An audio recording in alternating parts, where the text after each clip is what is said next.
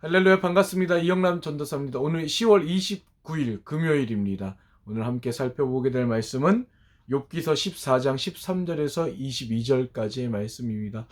오늘 말씀을 보면 욥은 두 가지의 심경의 변화를 나타내주고 있습니다. 먼저 13절에서 17절까지는 소망을 이야기합니다. 어떤 소망이냐면 이 땅에서의 소망은 아닙니다.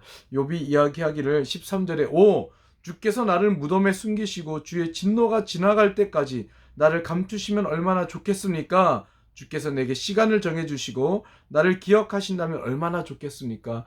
욥이 소망하고 있는 그러니까 13절에서 17절까지 욥은 부활을 소망하며 이야기합니다. 이 땅에선 더 이상 소망이 없습니다. 이 땅에서 내가 무엇으로 더 행복하며 살 수 있겠습니까? 차라리 나를 무덤에 숨겨주십시오. 차라리 나를 죽여주시고 하나님 다시 이 땅에 재림하실 때 그때 하나님 나를 기억하셨다가 나를 부활의 소망으로 나를 저 천국의 소망으로 살게 해주세요. 나를 차라리 죽여주세요. 이 땅에선 더 이상 소망이 없습니다. 이렇게 하나님 앞에 소망을 이야기합니다. 17절까지. 그러다가 18절에서 마지막 22절까지는 또다시 자신의 절망을 이야기하는데요. 18절에 그러나 산이 무너져 내리듯이 바위가 그 자리에 옮겨가듯이 물이 돌들을 닳게 하듯이 급류가 땅을 흙먼지들을 쓸어버리듯이 주께서는 사람의 소망을 없애버리십니다. 그러니까 욥이 처음에는 하나님 저 이 땅에서 더 이상 소망이 없어요. 저 천국 소망합니다. 그러니까 어서 저 좀 데려가 주시고 하나님 부활하실 때 제 이름 기억하셨다가 그때 다시 살아나게 해주세요. 이런 고백을 하다가 하나님이 아무런 응답이 없으신 거예요. 그러자 정말 하나님 응답이 없으시군요. 이 땅에 저 계속 이렇게 살아가면 어쩌라는 겁니까? 더 이상 여기에선 제가 어떻게 할 수도 없고 그저 이 땅에서 저는 고통뿐입니다.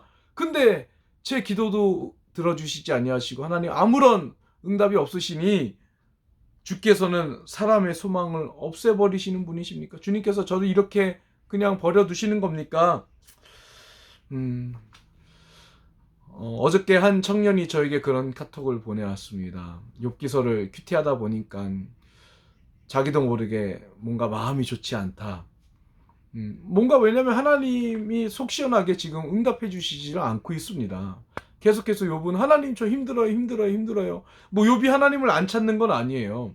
뭐 하나님을 안 찾아서 힘들어하는 사람이 있다면 그에게 가서 우리가 권면할 수 있죠.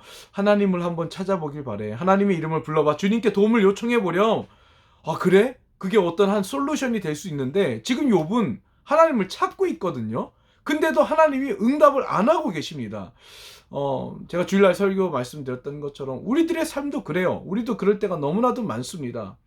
우리가 하나님을 모르는 것도 아니고 믿음이 없는 것도 아니에요. 그래서 믿음을 갖고 하나님을 찾아도 하나님이 응답하시지 않고 오늘 욥의 고백과 같이 주께서는 사람의 소망을 없애는 분이십니까?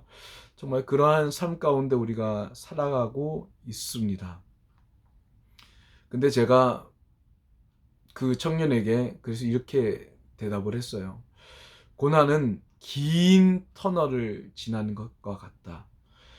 여러분들 차 타고서는 터널을 한번 지나보신 적 있으신가요? 아니면 정말 껌껌한 터널, 터널 안에 불빛이 없는 곳도 있거든요. 물론 차가 다니는 곳 말고요. 그냥 기차가 지나가는 곳이나 그런 터널을 들어가다 보면 터널 안에 불빛이 없습니다. 자, 그러다 보니까 거기에서 우리가 보여지는 게 뭐냐면 저 끝에, 터널 끝에 정말 손톱만큼 보이는 불빛, 그거 외에는 우리가 보이지가 않거든요. 그런 것 같습니다, 여러분. 우리가 터널을 걷지 않고 그냥 세상 가운데 있다 보면 사실은 하나님 앞에 우리가 더 집중하기가 힘듭니다. 네, 하나님을 바라보기가 힘들죠. 주변에 너무나도 볼 게 많기 때문에 그래요. 근데 정말 사방이 다 막혀버린 듯한 그런 터널 속에서 우리가 볼 수 있는 것은 저 아주 멀리에 있는 빛입니다. 저는 만약에 여러분들이 그런 고난 가운데 하나님이 왜 응답하시지 않으실까요? 때로는 저는 그렇게 좀 큐티를 하기 원합니다.